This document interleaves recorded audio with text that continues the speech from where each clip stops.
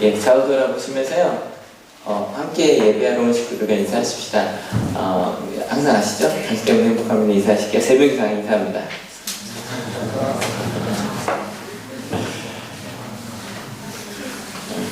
오늘 처음 오신 분들도 있고요.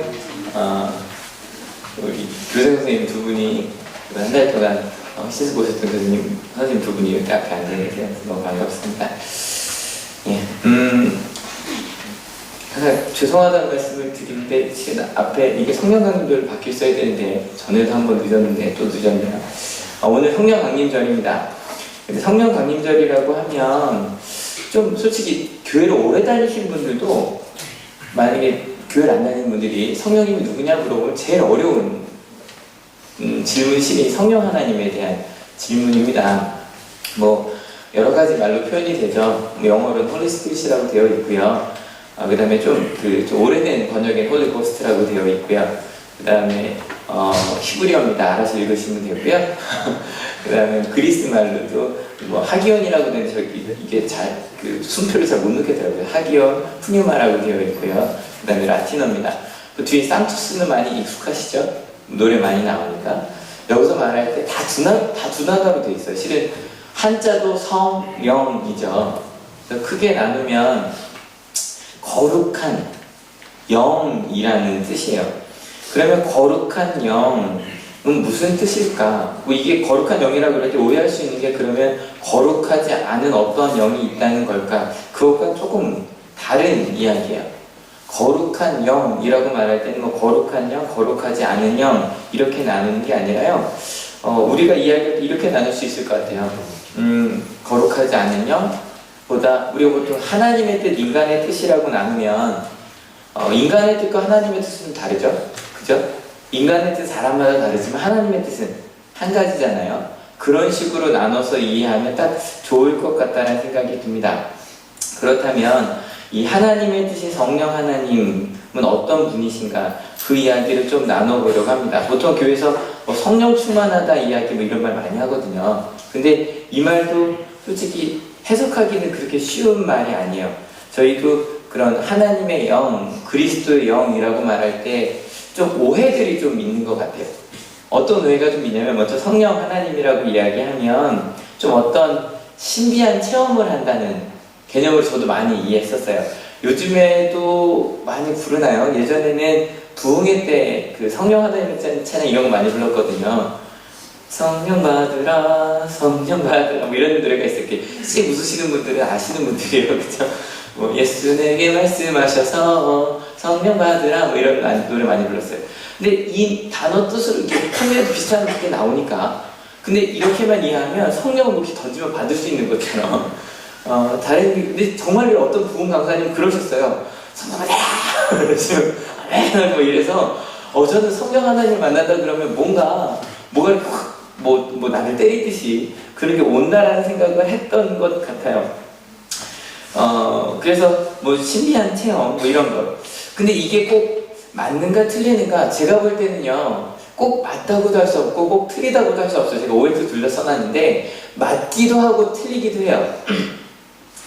그러면 왜 이런 오해가 생겼는가? 실은 이거 성령 강림절 그 유래에서부터 시작을 합니다. 오늘 또 좀 처음 나오는 게 있으니까 잠깐 배우고 가야겠죠? 먼저 예수님께서 죽으신 날이 6월절 전날이에요. 그래서 이 6월절 전날을 그리스도 순환일이라고 부르고 예수님이 부활하신 날은 6월절 다음 날이에요. 그래서 부활절이라고 부르죠. 그러다가 예수님께서 이제 부활하신 다음에 대략 정확히 모르지만 저 전통상 40일 정도 제자들과 함께 계셨다라고 고백해요. 그리고 나서 10일쯤 후에 예수님께서 이제 가시면서 약속하신 성령을 기다려라 라고 말했거든요. 근데 이게 뭔지 실은 제자들은 알아요? 몰라요? 몰라요. 모르는데 그 기다리는 동안 기도하면 이제 기다리는 거 예수님께 주신다고 하셨으니까 성령이 뭔지 모르고 그들은 모여서 기도하는데 실은 그 기간이 그들에게 굉장히 두려운 기간이었어요. 왜냐면 예수님께서 부활하셨지만 아직까지도 법정이라고 할 수 있죠. 그리고 모든 경찰들은 모든 군인들은 예수님과 예수님의 제자들을 붙잡으러 다녔거든요. 공개적으로 공개 수배되어 있는 상태였어요. 그래서 그래도 예수님이라도 옆에 계시면 부활하신 예수님 옆에 계시면 든든하겠죠.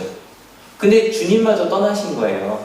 그러니까 그들이 할 수 있는 거라고 정말 모여서 기도하는 것밖에 없었어요. 그게 사도행전 1장에 기록되어 있는데 그렇게 기도하다가 열흘 정도 지났어요. 그때가 이 오순절은 오순이라는 말 자체가 순이 열흘이거든요. 5번 50일이 지난 이스라엘의 오래된 그 명절이에요. 이따가 좀 설명드리겠지만 6월절에서 출애굽한 이스라엘 백성들이 하나님의 산에서 율법을 받은 그걸 기념한 절기가 바로 오순절기입니다. 바로 그 오순절기에 있었던 일이었어요. 한번 상상하면서 좀 읽어보세요. 이게 진짜 어떤 모습일까? 같이 한번 읽어볼게요. 오순절이 되어서 그들은 모두 한 곳에 모여 있었다. 그때 갑자기 하늘에서 세찬 바람이 부는 듯한 소리가 나더니 그들이 앉아있는 온 집안을 가득 채웠다. 상상이 되세요? 실은 이 오순절에 대한 그림이 별로 없어요. 그래서 상상하기가 힘든 거예요. 하여간 아무튼 기도하는 중에 갑자기 막 실내인데 문이 다 닫혀있는데 막 바람 소리가 들리는 것 같은 거. 이게 들린다라는 것보다 소리가 나더니 듯한이죠. 듯한 뭔가 소리가 막 들렸더니 온 집안을 가득 채웠는데 소리가 가득 채운 거예요. 뭔지 모르겠죠. 더 읽어볼게요. 그리고 불길이 솟아오를 때 혓바닥처럼 갈라지는 것 같은 혀들이 그들에게 나타나더니 각 사람 위에 내려앉았다. 그들은 모두 성령으로 충만하게 되어서 성령이 시키시는 대로 각각 방언으로 말하기 시작하였다. 상상이 되세요? 이 불같은 혀는 뭔지 그죠? 막 이런 혀를 얘기하는 건지 아니면 불길이 막 이렇게 불빛 보는 거 좋아하세요? 저는 정말로 그걸 좋아하거든요. 그래서 저 혼자 집에 이렇게 촛불 켜놓고 이렇게 바라보고 있기도 하고 그러면 촛불에 불을 보면 이렇게 막 움직이잖아요. 그런 것 같은 것들이 막 사람 머리 위에 내려앉았대요. 그래서 어떤 만화 같은 그림 보니까 사람 머리 위에 이렇게 불을 하나씩 그려놨더라고요. 그러니까 그게 뭔지 모르겠어요. 그때 갑자기 성령으로 충만하게 됐대. 이것도 설명하기 힘들죠. 성령이 시키신 대로 우리에게 딱 느껴지는 거 딱 하나밖에 없어요. 뭐냐면 각각 방언으로 말하기 시작했대요. 근데 여기서 말하는 방언은 뭐냐면 외국어예요. 갑자기 이 사람들이 갑자기 막 여기 갑자기 성령이 내리더니 갑자기 누구는 영어로, 누구는 일본어로, 누구는 중국어로, 누구는 독일어로 막 말하기 시작하는 거예요. 이게 진짜라면 우리 학교에 외국어 선생님들 많이 계시죠? 영어 선생님, 중국어 선생님 많이 계신데 그 선생님들이 가르치셔야 되는 건 문법과 단어가 아니라 성령 받는 법일 거예요. 그래서 성령만 받으면 갑자기 막 영어가 터지고 갑자기 독일어가 나오고 저 딱 2개만 했으면 좋겠거든요. 영어와 독일어 딱 2개만 했으면 좋겠는데 막 그게 나오기 시작한다면 참 우리나라 교육의 수많은 금액이 영어에 쓰이는데 아껴질까요? 큰일 났네요. 우리 이지호 집사님 어떡하죠? 아무튼 이동호 선생님도 계시고 근데 아무튼 이런 일들이 벌어졌다는 거예요. 그래서 사람들이 막 나가서 외국어로 말하기 시작하는 복음을 막 말하는데 제가 갑자기 영어로 말하기 시작하고 누군 일본어로 말하기 시작하는데 그 본토에서 살았다. 그러니까 본토 출신 있잖아요. 그러니까 미국 출신 교포들이 막 그 한국에 모였는데 갑자기 그 말을 다 알아듣겠는 거죠. 심지어는 막 우간다에서 온 분도 막 말 알아듣기 시작하고 우간다 말도 하고 막 그런 말을 하기 시작했던 거예요. 아무튼 이 사도행전 2장의 사건으로 인해서 성령 강림절이 시작했다라고 저희는 보통 이야기를 해요. 그러니까 진짜 신기하잖아요. 상상할 수 없는 일이 벌어졌단 말이에요. 사람들도 이게 어찌 된 일이냐라는 것도 가장 큰 게 이 방언으로 말하는 거였어요. 그래서 이게 6월절, 오순절은 유대인절이거든요. 6월절은 그들로 보면 광복절이에요. 이집트의 노예로 있던 사람들이 처음으로 이제 자유함을 얻게 된. 근데 그 다음 날이 우리 기독교로는 부활절이 됐고요. 그리고 유대인으로 보면 율법을 받은 그 오순절기가 우리로 성령 강림절이 됐어요. 그래서 여러분 나중에 우리 대학교에 간 친구들도 그렇고 밖에 나가다 보면 이제 많은 교파들이 나와요. 근데 우리 흔히 알고 있는 게 감리교, 저희 감리교죠. 장로교 이렇게 알고 있는데 그 중에 오순절 운동이라는 말들이 꽤 많이 나와요. 근데 오순절 운동이라 그러면 어떤 걸 이야기하냐면 좀 그 성령 체험을 하고 그런 것들을 좀 중시하는 그런 교파를 오순절 교파라고 이야기하고요. 우리나라에서 가장 대표적인 오순절 운동하는 교파는 어디냐면 혹시 어딘지 아세요? 가장 큰 교회인데요. 우리 전 세계에서 제일 큰 교회. 네, 순복음교회. 순복음교회가 가장 대표적인 오순절 운동하는 교회 중에 하나예요. 그래서 조용기 목사님께서 6, 70년대 우리나라 정말 너무너무 가난하고 어려웠잖아요. 그 어려움이 있던 사람들이 그 순복음교회 갔고 좀 많은 사람들이 병이 낫기도 했고요. 어려움이 낫기도 했고 그래서 많이 모여갔죠. 그래서 지금도 순복음교회 가보신 적 없으시죠? 진짜 커요. 그러니까 비교를 안 해봤는데 웬만한 체육관보다 훨씬 커요. 그러니까 상상이 안 되게 커요. 그러니까 거기서 한 번에 모여드릴 수 있는 인원이 5만 명, 6만 명 되네. 한 번에 본당에만. 그러니까 굉장한 거예요. 그러니까 보통 체육관에서 뭐 콘서트 한다고 하잖아요. 거기서 콘서트 할 때 모이는 게 한 5만 명 정도 되거든요. 그보다 더 많은 인원이 모일 수 있는 교회가 바로 그 순복음교회예요. 예, 근데 이 순복음교회 이 오순절 운동은 지금도 굉장히 중요한 우리 기독교 가장 중요한 성령 운동 중에 하나예요. 그래서 우리 가운데 세상을 살다 보면 기독교인들도 그냥 세상이 이기지 어떤 특별한 일이 벌어지지 않을 것 같은. 근데 이 오순절 운동이 그때마다 일어나요. 그 기독교가 세속화된다 그러죠. 그냥 세상을 닮아갈 때 그때마다 아니다. 하나님의 역사가 이 가운데 일어난다. 그런 오순절 운동이 지금도 끊임없이 일어나고요. 지금도 그 신의 은사라 그러죠. 병이 낫기를 간절히 기도해서 낫는 일들은 지금도 많이 일어나고 있어요. 이 성령의 은사 중에 가장 보편화된 게 방언이에요. 근데 이건 아까 말했던 방언과 좀 달라요. 아까 말했던 방언은 외국어였죠, 그죠? 근데 우리가 보통 말하는 방언은 우리가 알아들을 수 없는 말. 그래서 혹시 기도할 때 우리 하늘교회도 방언을 받으신 분들이 있는데 저희가 통성기도 하자 그럴 때 크게는 잘 안 하시죠. 근데 그건 맞는 말이에요. 대중이 같이 기도할 때는 방언을 같이 이야기하지 않으면 크게 하지 않는 게 그게 맞아요. 그 대표 기도할 때는 말할 것도 없고요. 근데 그래도 혹시 주변에서 이상한 소리가 들리면 저게 뭐지라고 이상하게 생각하지 마시고 저런 게 방언이구나 라고 생각하시면 좋을 것 같아요. 예, 근데요 전 아까 말씀드린 것처럼 이런 그 좀 체험이라고 말할 만한 이런 좀 놀라운 일들 그런 일들만 하나님을 만나는 거라고 좀 착각을 했었어요. 제가 아까 절반은 맞고 절반은 틀리다 그랬잖아요. 이 오순절 운동은 지금도 굉장히 많이 벌어지고 있는데 저는 지금도 믿어요. 오순절 2000년 전에 있었던 그런 일들이 지금 여기도 일어날 수 있다 없다? 있다 정도가 아니라 지금 실은 일어나고 있어요. 놀라운 일들이 벌어지고 있어요. 근데 때로 이런 신비한 체험을 이야기하다 보면 때로 예수님의 십자가와 부활 그리고 제자됨이라고 하는 그 사랑이라고 하는 그 근본을 잃어버리는 신비한 체험만 쫓아가는 그런 잘못된 흐름이 분명히 일어날 수 있어요. 이게 오순절 운동의 굉장히 위험한 점이에요. 지금도요 우리 한국교회 굉장히 많이 이렇게 퍼져나가고 있는 오순절 운동이 하나 있는데 위험한 오순절 운동이 하나 있어요. 뭐냐면 기도할 때 목사님께 장풍가 이렇게 탁 하면 쓰러지는 근데 쓰러지고 나면 막 사람들이 성령님께서 임하셨다라고 이야기하는데 저는 이제 그런 집회는 가본 적이 없거든요. 근데 모인 사람들이 많이 이야기해요. 어떤 한 목사님이 자기는 안 쓰러졌대요. 그래서 이제 다 쓰러진 옆에 이제 목사님들 집회였거든요. 물어봤대요. 쓰러질 때 기분이 어떠냐고 그랬더니 이렇게 말했대요. 그 이제 이원규 목사라고 녹음해도 괜찮나? 이원규 목사. 그럴 땐 쓰러져 주는 거예요. 근데 뭐 쓰러진다고 성령 하나님 만나고 안 쓰러진다고 하나님 안 만난 거 아니거든요.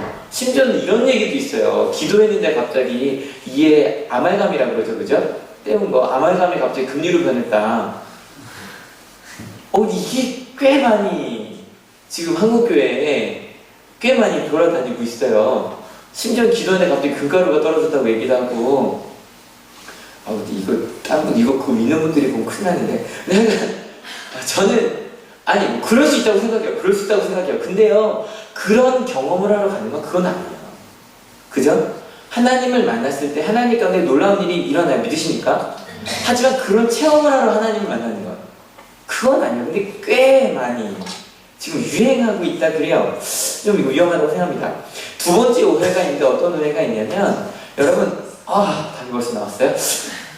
이 같이 나와버렸네요. 답을 하시면 되겠네요. 그럼 이 성령 하나님 오순절 이 성령 강림절에 처음으로 임하셨다? OX? 자신있게 대답하실 수 있으셨죠? 왜냐면 그 복음서를 읽다 보면 그 성령 강림절 이전에도 성령님께서 일하시다는 얘기가 굉장히 많이 나와 있어요. 이 누가복음 1장 15절은 세례 요한에 대해서 지금 그 예언하는 부분인데 거기도 보면 세례 요한도 성령을 충만하게 받게 될 거라고 얘기했고요. 1장 35절은 예수님의 어머니 마리아한테 천사가 예언하는 부분인데 성령이 그들에게 임하실 거라고 이야기하고 있고요. 굉장히 많은데 몇 개만, 3개만 뽑았어요. 2장 25절에 나오는 부분은 시몬이라고 그 메시아를 기다리던 한 제사장인데 그 제사장이 성령에 충만했다, 성령의 계획이 임했다는 얘기가 굉장히 많이 나와요. 그리고 예수님께서 실제로 활동하실 때도요, 여기 보시면 4장 1절에 보면 예수께 성령으로 가득해서 광야로 가셨다는 이야기도 나오고요. 또 4장 14절에 보면 성령을 힘입어 다시 돌아왔다는 얘기도 나와요. 분명히 성령 하나님은 그 전에도 계셨어요. 거룩한 영께서. 또 예수님 시대만이 아니라 창세기 1장 성령 시작하는 구절, 이건 한번 같이 읽어볼게요. 준비 시작. 태초에 하나님의 천지를 창조하셨다. 땅이 혼돈하고 공허하며 어둠이 깊음 위에 있고 하나님의 영은 물 위에 움직이고 계셨다. 창조되기 전부터 하나님의 영이 그 가운데 계셨다라고 기록되어 있어요. 그러면 성령님이 어떤 기운이나 체험 놀라운 기적이 아니라면, 이거는 이제 교회 오래 다닌 분들한테 주로 갖고 있는 오해죠, 그죠? 그래서 하나님을 만나셨습니까? 그러면 아멘 하다가도요, 성령 하나님을 만나셨습니까? 그러면 많은 기독교인이 이래요. 전 아직 그런 놀라운 체험을 안 한 것 같아요. 근데 그런 게 아니라면 또 어떤 그 오순절날이만 그것만이 성령 하나님이 임한 그런 증거가 아니라면, 그렇다면 성령 하나님은 어떤 분일까? 예, 보통 성령 강림절에 많이 설교되는 부분이 아까 저희가 잠깐 읽었던 사도행전 2장 아니면 요한복음 14장 16장이에요. 그 예수님께서 보혜사 성령님이 얘기하시는데, 저희는 그 부분 말고 좀 다른 복음서에 되어 있는 그 성령님에 대한, 또 특별히 예수님에 대한 이야기 좀 읽어보려고 합니다. 같이 한번 읽어볼게요. 준비 시작. 그때 예수께서 성령으로 기쁨에 차서 이렇게 아뢰었다. 하늘과 땅의 주님이신 하나님 아버지, 이 일을 지혜 있는 사람들과 똑똑한 사람들에게는 감추시고 철부지 어린 아이들에게는 드러내 주셨으니 감사합니다. 그렇습니다, 아버지. 이것이 아버지의 은혜로우신 뜻입니다. 제가 지금 오늘 말씀을 준비하면서 굉장히 고민을 많이 했어요. 왜냐면 성령 하나님에 대한 이야기가 참 어려운 이야기예요. 그전에도 제가 몇 번 말씀을 드리긴 했었지만, 그래서 제가 막 이 말씀을 전하다 볼 때 지금 여러분이 저를 이런 표정으로 쳐다보시는 분들이 좀 계시거든요. 뭐래? 근데 그런 표정이 나올까봐 굉장히 고심하면서 했는데, 여러분들 이렇게 궁금해 하시면서 들어주세요. 궁금하지 않으세요? 성령 충만이라는 이야기, 많은 사람들이 성령 하나님을 만나면 인생이 바뀌었다고 고백하거든요. 그러면 그 성령 하나님이 누군가, 특별히 여기서도 보면 예수께서 성령으로 기쁨에 가득 찼대요. 성경에 보면 예수님께서 기쁘셨다는 이야기가 몇 번 나와요. 근데 그냥 기쁜 정도가 아니라 하나님의 영이 가득해서 기뻤다. 여러분, 이게 뭔지 정말 전해드리고 싶은데 저는 느껴지는 게 좀 있거든요. 여러분 중에도 정말 성령에 가득해서 기뻤다라는 말이 뭔지 이미 느껴지시는 분들이 계실 거예요. 경험하신 분들이 계실 거예요. 혹시 느껴본 적이 없다고 하더라도 이제 좀 궁금해 보세요. 하여간 예수님께서 기쁘셨대요. 성령에 가득해서. 근데 그냥 기쁜 것이 아니라 왜 기뻤냐면 어떤 일이 있었는데 그게 누구에게는 알려졌대요. 누구에겐 감춰졌고요. 누구에겐 감춰졌대요? 지혜 있는 사람들과 똑똑한 사람들에겐 감춰졌고요. 누구에겐 드러났대요? 철부지 어린아이들이요. 그러니까 여러분한테 한번 여쭤볼게요. 여러분은 이 두 부류의 사람 중에 지혜 있고 똑똑한 사람들이 있고 싶으세요? 철부지 어린아이 쪽이 있고 싶으세요? 고민이 좀 되죠? 고민이 좀 되죠? 이게 그냥 지혜 있고 똑똑한 사람들은 드러나고 철부지에게는 안 드러났다 그러면 참 선택하기 쉬운데, 근데 여기는 보면은 분명히 철부지에게는 드러났지만 철부지가 아닌 사람들, 특별히 똑똑하고 지혜로운 사람들이 감춰졌다고 얘기하거든요. 여러분, 우리 한월교회는 드러난 사람들이 많을까요? 감춰진 사람들이 많을까요? 아무튼 좀 앞으로 가보세요. 도대체 이 일이 뭔지가 궁금하죠? 17절 같이 읽어볼게요. 72사람이 기쁨에 차서 돌아와 보고하였다. 주님의 이름을 대면 귀신들까지도 우리에게 복종합니다. 70명 혹은 70명이라고 할게요. 70명의 예수님의 제자들이 지금 어디 가서 사역을 하고 와서 이제 보고하는 부분이에요. 봤더니 무슨 일인지 잘 모르겠는데 72명이 기쁨에 가득 찼대요. 그 얘기를 듣고 예수님도 기쁨에 가득 찼던 거예요. 그럼 이 70명은 무엇이 기뻤던 걸까? 무엇을 경험한 것일까? 실은 저희가 지금 읽고 있는 사도행전 10장 부분이 어떤 부분이냐면 제 지도를 보면 갈릴리라고 하는 호수가 위쪽에 있고 아래 예루살렘은 아래쪽에 있어요. 근데 누가복음은 9장까지는 예수님께서 이 갈릴리 지역에서 사역하시다가 예루살렘 쪽으로 가시는 이야기가 10장이 딱 시작하거든요. 그러니까 예수님께서 본격적으로 그 사역을 넓혀 가실 때 제자들 70명한테 얘들아 나 혼자 할 수 없으니 너희들이 가서 복음을 좀 같이 증거하자고 하셨어요.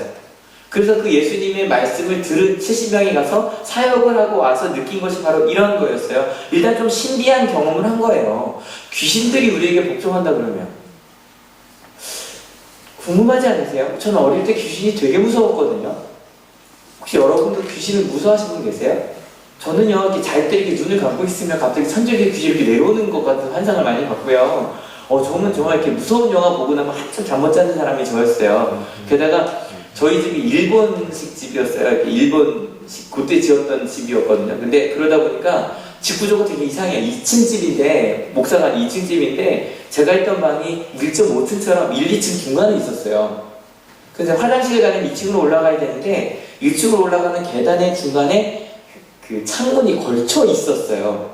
그 밤에요. 얼마나 거기가 무서운지.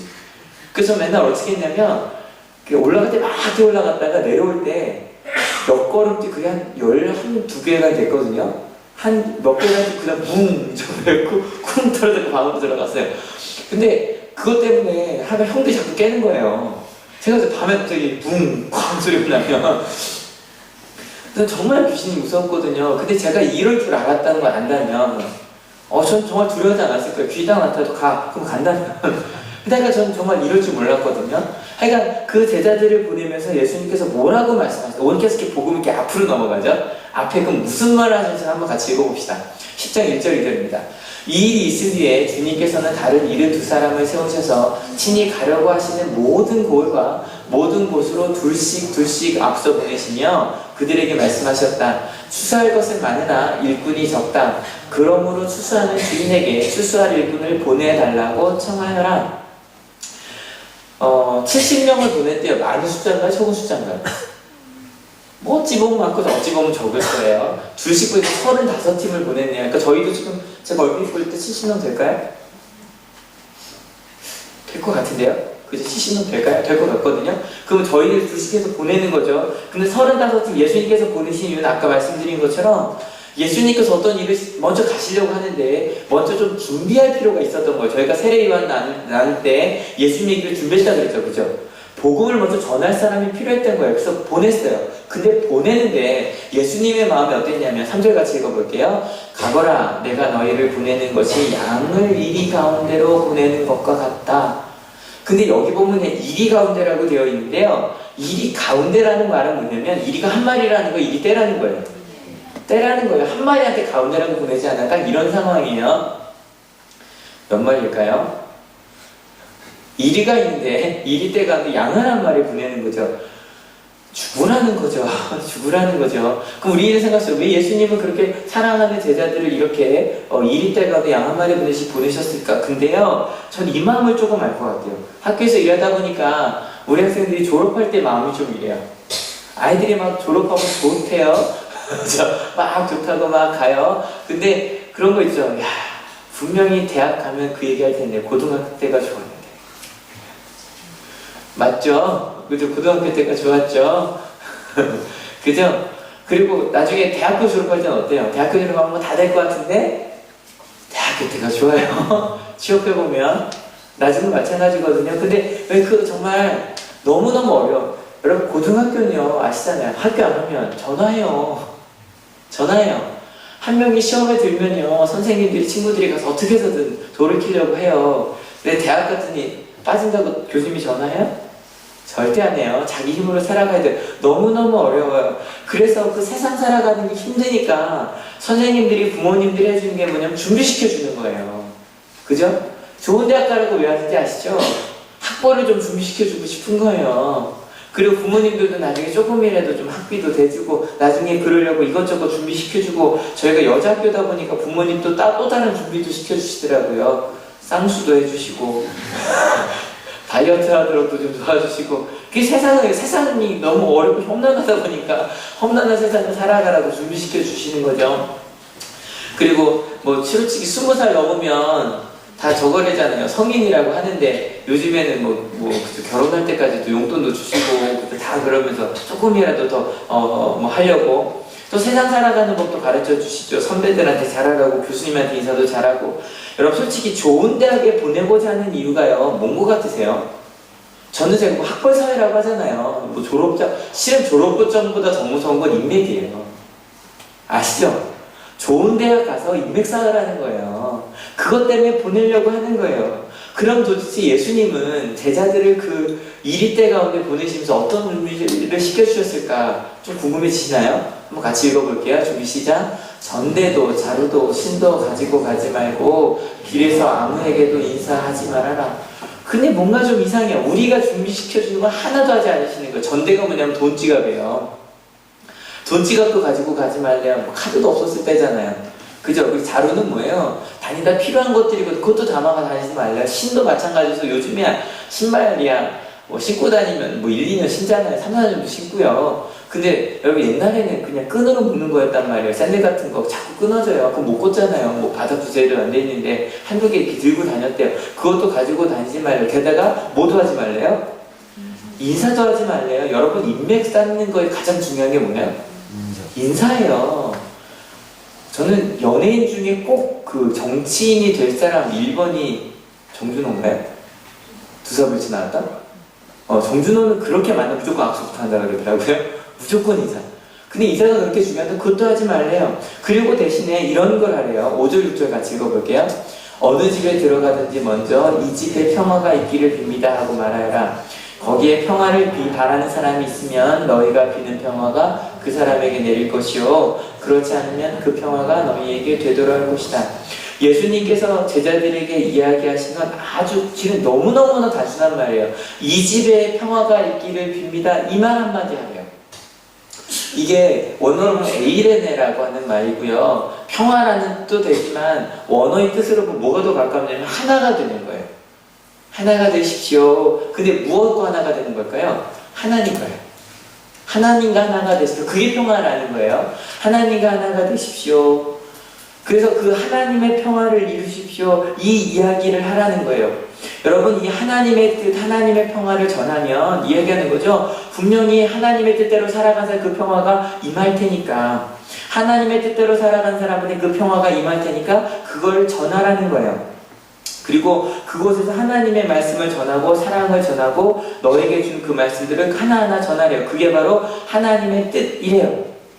근데 저는 여기까지 와서 한번 생각해 봤어요. 그러면 예수님은 70명을 보내셨을까? 이 말하고 싶었어요. 이 말을 빨리빨리 전해야겠는 거예요. 왜냐하면 전에 말씀드렸듯이 그 당시 사람들은 자기는 복 있는 사람이라고 생각했다? 복이 없는 사람이라고 생각했다? 복 있는 사람, 복 없는 사람? 복 없는 사람은 가난하니까. 나는 나는 너무 평화로우라고 생각했을까요? 나는 큰일 났어라고 생각했을까요? 큰일 났다고요. 그 사람들한테 이 말을 전해주고 싶은 거예요. 근데 이 말을 전해주려고 하는데 예수님 혼자 다니니까 너무 부족한 거예요. 그래서 예수님이 나 혼자 말을 내니까 너무 안타까워. 이들이 가서 이 말을 좀 대신 이야기해줘. 여러분 혹시 그래 보신 적 있으세요? 막 하나님께 받은 사랑이 너무 큰 거예요. 이 사람은 혼자 갖고 있기 너무너무 안타까운 거예요. 그래서 전에에게는 혼자 가서 이 사람도 붙들고 얘기해보고 저 사람도 붙들고 얘기해보다 보니까 너 혼자가 아니라 좀 여러 사람이 좀 같이 전했으면 좋겠다. 나 혼자가 아니라 많은 사람이 전했으면 좋겠다. 여러분 제가 저기 뒤에서 그 안내부잖아요. 근데요 제 마음에 이런 마음이 있어요. 지금 제가 안내보면 안 돼요. 원래는 제가 안내보면 안 돼요. 안내보면 안 되고 저는 앞에 있고 우리 이제 한동 식구들이 안내를 보셔야 돼요. 근데 안내 보는 사람이 이런 마음이어야 돼요. 어떤 마음이냐면 누군가가 처음 오는 사람이 오면요 너무 기뻐요. 와 교회 왔어. 너무 기뻐. 그래서 그 사람이 어떻게든 예배 드리게 하나님을 알지. 전도는 언제까지? 하나님을 만날 때까지요. 교회 데리고 오는 게 전도의 끝이 아니라 그 사람이 하나님 만날 때까지 계속 만나서 이야기도 해주고 밥도 사주고 그러면서 하나님 만날 때까지. 그런 분들이 안내를 쓰셔야 돼요. 근데 실은 저희 아직 좀 쑥스럽잖아요. 처음 만나면 나도 쑥스럽고 그 사람도 쑥스럽고. 근데 그런 마음 때문에 막 마음을 전하는 거예요. 지난주에 광고한 것처럼 지난주 화요일부터 6번째 부모 교육을 시작했습니다. 부모 교육이지만 저는 실은 그 자리에서 이 예수님의 마음을 좀 전하고 싶어요. 저는요, 또 저 혼자 흥분했죠. 저는 진짜로요, 학교에서는 학생들한테 정말 하나님의 마음을 전하고 싶어요. 학교에서 선생님들을 만나면 그 선생님들한테 하나님의 마음을 좀 전하고 싶어요. 두 가지 마음이에요. 학생들한테는 얘들아 정말 하나님 너를 정말 사랑해. 그리고 선생님한테는 선생님들 정말 하나님이 정말 선생님들 너무너무 사랑해요. 그리고 학생들도 정말 사랑해요. 그 마음을 전하고 싶어요. 부모 교육도 딴 것 아니라 이 마음 전하고 싶어서 시작한 거였어요. 부모님들과 자녀 사이에 막 어려워요. 두 가지로 어려워요. 하나는 자녀가 자기를 미워하는 것 같고 해결이 안 되는 것 같고, 첫날부터 울기 시작한 이건 처음이었어요. 첫날부터 한 엄마가 제가 누구 엄마요? 울기 시작하시는 거예요. 근데 그 엄마를 지금 이제 자모에서 많이 하니까 아시는 거예요. 근데 막 위로하시면서 아니야 누구 이쁘잖아 그러면서 그냥 그거 있죠. 또 다른 엄마도 하면서 제가 실은 내 딸과 함께 작년 1년 동안 지옥과 같은 시간을 보냈어요. 사춘기래요. 중학생 사이인데. 근데 그 말하니까 갑자기 엄마의 3분의 1이 눈물이 긁적거려요. 왜요? 엄마들은 그런 경험이 있는 거죠. 아 그래 그게 너무너무 힘들어. 근데 그런 엄마들한테요 정말 전해주고 싶었어요. 하나님의 마음이요. 하나님이 그 딸을 얼마나 사랑하시고, 우리가 지금 걱정하지만 하나님이 그 딸을 꼭 붙들고 있다. 딸이 지금 말은 정말 악마처럼 하죠. 그렇게 얘기했어요. 정말 딸이 악마처럼 보이더라고. 말하지만 정말로 그 악마처럼 보이는 그 딸이 정말 엄마를 너무너무 사랑한다. 그 말을 정말 전해주고 싶었어요. 근데 벌써 6년째쯤 되니까 소문 듣고 오신 분들이 많으시더라고요. 어떤 어머니, 제 어머니는 벌써 전에 오시던 분이 또 왔어요. 그 여쭤봤죠. 왜 또 오셨어요? 그랬더니 목사님 작년에 이거 듣고 나서 부부 사이가 좋아졌대요. 저는 부모 자녀 사이가 좋아지라고 전했는데 부부 사이가 좋아지더라고요. 근데 그런데 친하게 지어 나오니까 금방 잊어버려서 주사 다시 맞으러 왔어요. 그러시더라고요. 더 아이들과 가까워지고 싶다고 막 그런 이야기. 막 그러면서 막 첫날부터 이제 마음이 다 열렸어요. 야 우리 다시 한번 시작해보자. 다시 한번 우리 자녀를 제대로 한번 사랑해보자. 막 이러면서 제가 첫날 마지막에 항상 주는 숙제 뭐 인사하라고 줄까요? 당신 때문에 행복합니다. 딸아 너 때문에 행복해. 아들아 너 때문에 행복해. 이거 하라고 숙제를 딱 드렸어요. 딱 드렸는데 한 엄마가 앞에서 두 번째 하는 엄마가 딱 이렇게 얘기했어요. 저한테 목사님 진심이 아니어도 해야 돼요? 제가 뭘 했을까요? 하라 그랬을까요? 말라 그랬을까요? 하라 그랬어요. 왜냐면 여러분 사랑이라니요 절대로 내 감정에 따라 왔다 갔다 하는 게 사랑이 아니에요. 그거는 사랑의 기분이죠. 그죠? 근데 사랑이라는 건 여러분 아무리 저 왼수 같은 딸 가끔 딸들이 집에 가서 엄마 때문에 행복해요 그러면 너나 잘해 라고 말하는 그 기분이 그런 거예요. 기분이. 그런데 그런 딸이 만약에 아프다고 해봅시다. 죄송합니다. 만약에 그 딸이 아프다고 합시다. 신장 이식을 받아야 된다고 합시다. 나랑 맞는다고 합시다. 안 주는 엄마가 있을까요? 없을까요? 없어요. 사랑하는 거예요. 맞죠? 기분이 그래도 사랑하는 거예요. 그래서 그 뜻에 순종해서 하는 거예요. 그래서 이 앞에 말한 건 뭐냐면 사랑하라는 거예요. 사랑. 예수님께서 우리에게 첫 번째 명령 사랑하는 거예요. 여러분 사랑하는 여러분들이 축원합니다. 누구인지 따지지 않는 거예요. 그냥 내가 만난 사람을 사랑하는 거예요. 여러분 근데 만난 사람을 사랑하라는 거 하는데 우리 가족은 말할 것도 없겠죠. 근데 사랑하라고만 말씀하실까요? 아니요. 7절 8절 한번 같이 읽어볼게요. 너희는 한 집에 머물러 있으면서 거기에 주는 것을 먹고 마셔라. 일꾼이 자기 삭슬 받는 것은 마땅하다.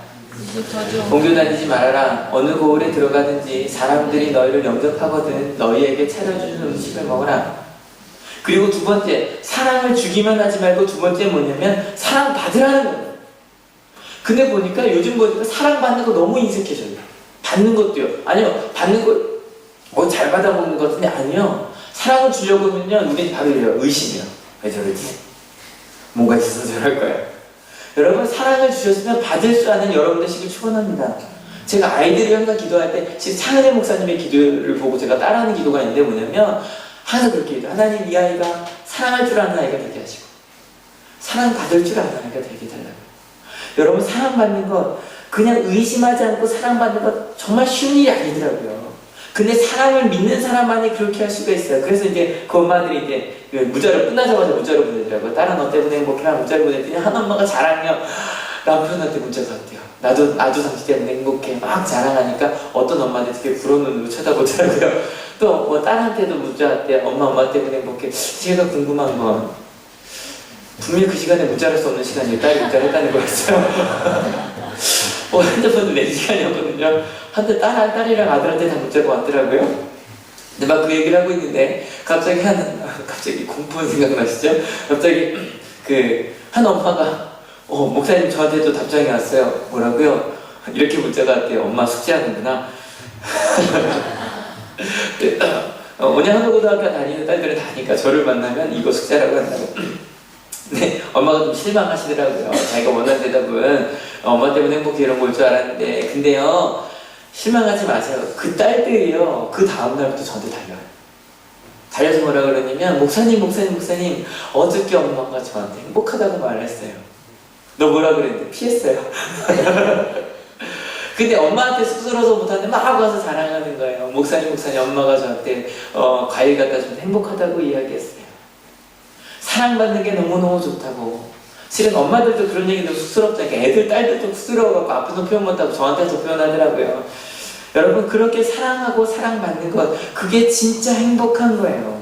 고민하지 않으니까. 많은 사람들이 사랑을 주지 못한 이유가 뭔지 모르세요? 아세요? 안 줄까봐, 안 돌아올까봐, 못 받을까봐. 근데 여러분, 걱정하지 말고 사랑을 주세요. 하나님의 명령대로 사랑하면 100% 사랑을 받게 될 거예요. 믿으십니까? 그리고 더 이어서 더 이야기하십니다. 9절 같이 읽어볼게요. 그리고 거기에 있는 병자들을 고쳐주며 하나님 나라가 너에게 가까이 왔다 하고 그들에게 말해주라.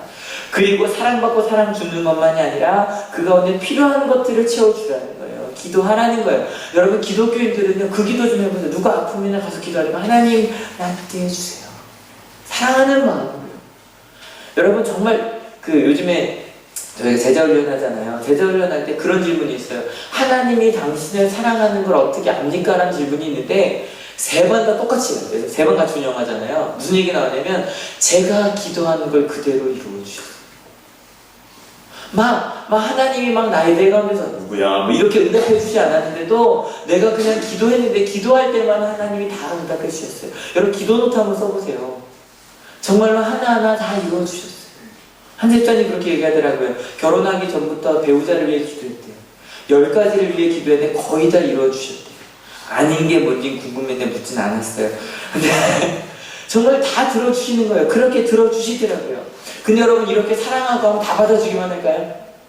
이렇게 아름다운 이야기만 있을까요?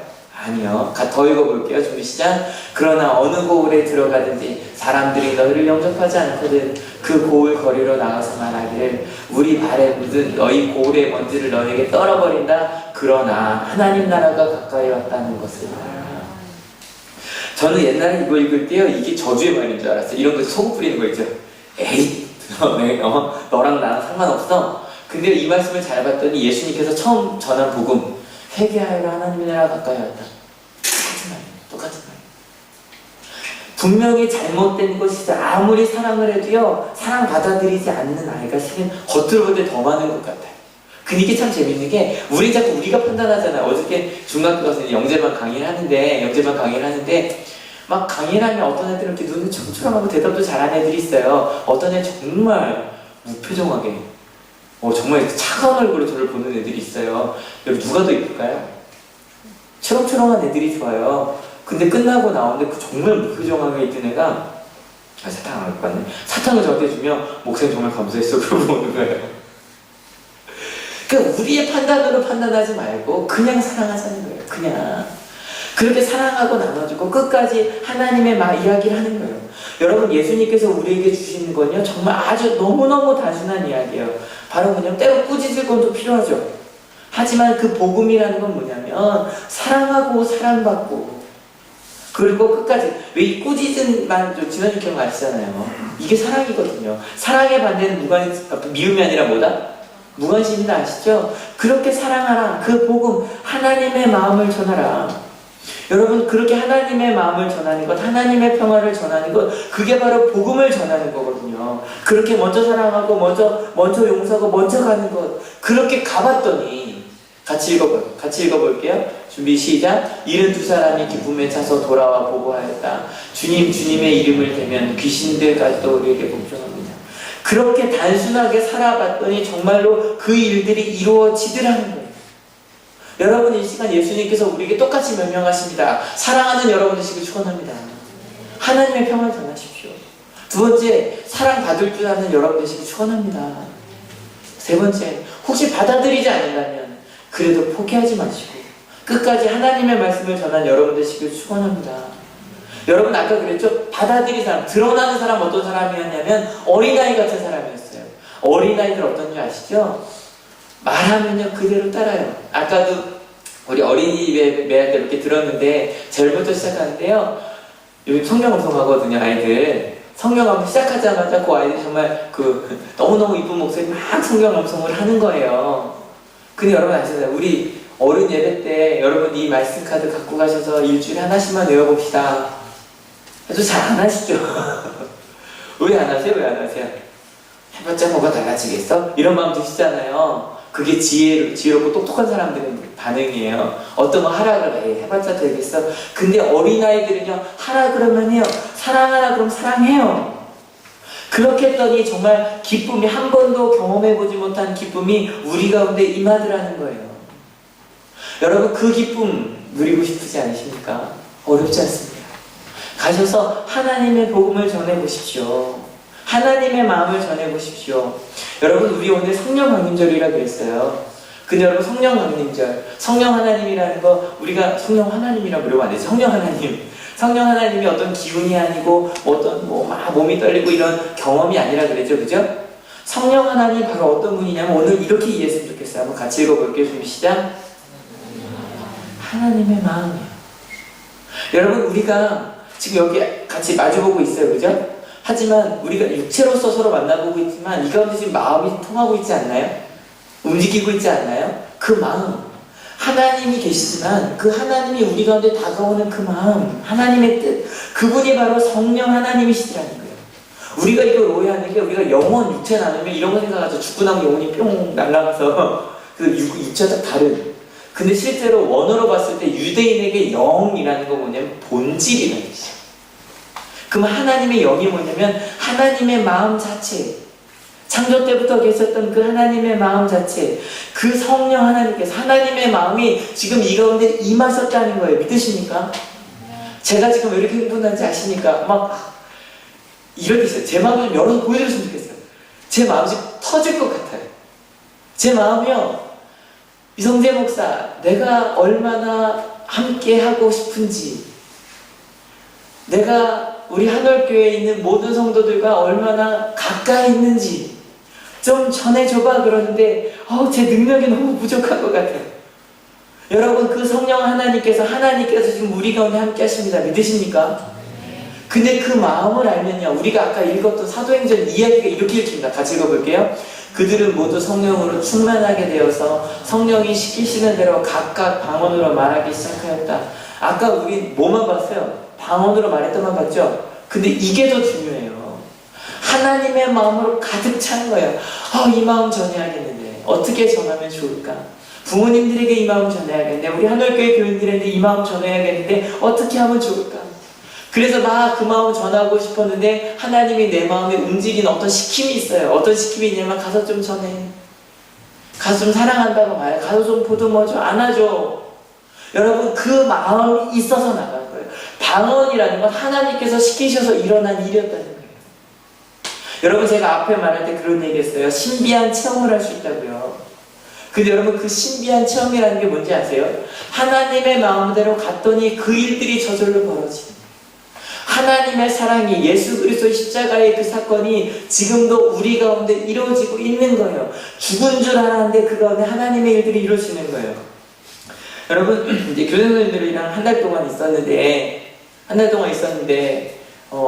우리 졸업생들이 많이 왔어요. 여기 한 분도 졸업생, 한 분도 졸업생 아니신데, 다른, 제가 우리 같이 있던 종교교생들은 다 졸업생 아니었거든요.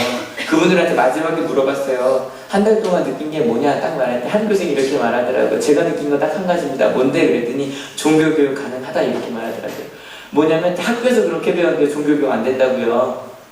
더 이상 기독교 아니라고 가르친대요. 신학교에서요. 근데 이 학교에서 느낀 게 그거래요. 종교교육이 가능하다. 바뀐다. 하나님이 계신 학교는 무언가 다르다. 여러분, 아무리 세상이 뭐라 그래도 하나님이 계신 학교는 다를 수밖에 없습니다. 믿으십니까? 여러분, 그게 부활이에요. 여러분 가정에 혹시 십자가의 죽음처럼 해결되지 않을 것 같은 일들이 있을 거예요. 근데요, 하나님 말씀대로 사랑하다 보면 바뀔 거예요. 믿으십니까?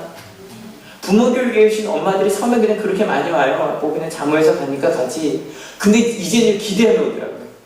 한 달인데 이 한 달이 지나고 나면 내 딸들과 내가 뭔가 바뀌지 않을까. 또 한 분이 그런 얘기도 해주셨어요. 목사님, 이 학교에 와서 교회가 가고 싶어졌어요. 와, 그 말을 듣는데요, 날아갈 것 같았어요. 진짜요. 여기 계시거든요. 그래서 오셨어요. 날아갈 것 같았어요. 그게 저에게 신비한 체험이에요. 여러분, 갑자기 입을 열어 영어를 말하게 되고요, 갑자기 막 내 영혼이 떠서 뭐 날아다니고 천국을 갔다고. 전 이것보다 더 신비한 체험이 뭐냐면 하나님을 알게 되고 사랑하게 되고 사랑받게 되는 거예요. 그게 진짜 신비한 체험 아닐까요? 여러분, 하나님 가운데 순종할 때 사랑할 수 있게 됩니다. 믿으십니까? 여러분, 사랑하게 됩니다. 우리 더 깊이 사랑하게 돼요. 여러분, 그냥 사랑하는 거 아니고 하나님의 사랑이에요. 또 사랑받게 될 거예요. 믿으십니까? 그것뿐일까요? 하나님의 마음을 우리도 알게 돼요. 그리고 우리가 있는 곳이 하나님의 나라가 돼요. 이 놀라운 체험을 하는 여러분 가정이 되시길 축원합니다. 우리 한올교회가 되길 축원합니다. 우리가 있는 그 모든 직장, 우리 학교가 되길 축원합니다. 성령 하나님께서 임하셨다는 얘기는 그 일들이 지금도 우리 가운데 벌어지고 있다는 얘기입니다. 믿으십니까? 성령 하나님이 제일 길어요. 절기 중에 지금도 11월 말까지거든요. 그 이유가 뭐냐면 그 하나님과 깊이 만나가는 시간이에요. 여러분, 궁금해하십시오. 물어보십시오. 찾아가십시오. 하나님께서 여러분 가운데 일하실 겁니다. 같이 찬양하려고 하는데요. 같이 찬양하려고 하는데, 교육사님 같이 찬양하려고 하는데, 그 오랜만에 부르는 찬양이에요. 채워줘서 가사 한번 같이 읽어볼게요. 시작. 지금 이곳에 임하소서, 성령의 불로 가득 채워소서. 근데 이게요, 어떤 그런 신비한 체험이 아니라 그냥 하나님의 마음으로 나를 가득 채워주세요. 세 가지 기도예요. 하나님, 여러분 마음속에 하나님, 전 아직 하나님의 사랑을 모르겠어요. 하나님, 전 아직 하나님의 마음을 모르겠어요. 그런 분들이 계시다면 이 찬양 부르면서 기도해주세요. 하나님, 하나님이 절 사랑하시다는 거 저도 알고 싶어요. 세상에 나 혼자인 것 같았어요. 하나님, 내 마음을 채워주세요. 기도해주세요. 두 번째, 하나님의 그 마음을 이미 아신다면 내 사람을 향한 마음으로 채워달라고 해주세요. 하나님의 마음이 가득해지면요, 앞에 있는 사람이 얼마나 이쁜지 몰라요. 얼마나 행복한지 몰라요. 하나님, 제게 그 마음을 주세요. 세 번째, 옆 사람도 사랑하는데 아직 그런 거 있죠. 안 될 것 같아라는 마음 계시는 분들, 우리 가정이 변해, 우리 학교가 변해, 내가 있는 직장이면 안 변할 것 같아. 하나님, 하나님의 마음으로 나를 가득 채워주시옵소서. 그래서 더 읽어볼게요. 준비 시작. 갈급한 내 맘에 찾아오셔서 주의 성령으로 채워주소서. 기독교인들이 항상 고백하는 사람, 하나님, 전 부족합니다. 저의 힘으로는 안 됩니다. 하나님이 내 가운데 오셔야 됩니다. 그래서 같이 읽어볼게요. 흔들리지 않는 믿음을 주셔서, 낭망하지 않는 믿음을, 자백하는 마음 내게 주셔서 내 안에 주님 채워주소서. 하나님, 나로는 부족합니다. 하나님으로 나를 채워달라고 그 성령 하나 2000년 전에 오순절 다락방에 임재하셨던 그 하나님, 내 가운데 임하여 달라고 그렇게 같이 고백하는 시간 보겠습니다. 같이 찬양하시겠습니다. 지금 이곳에 임하소서, 성령의 불로 가득 채우소서. 갈급한 내 맘에 찾아오셔서 주의 성령으로 채워주소서. 다시 고백합니다. 지금 이곳에 임하소서, 성령의 불로 가득 채우소서. 내 맘에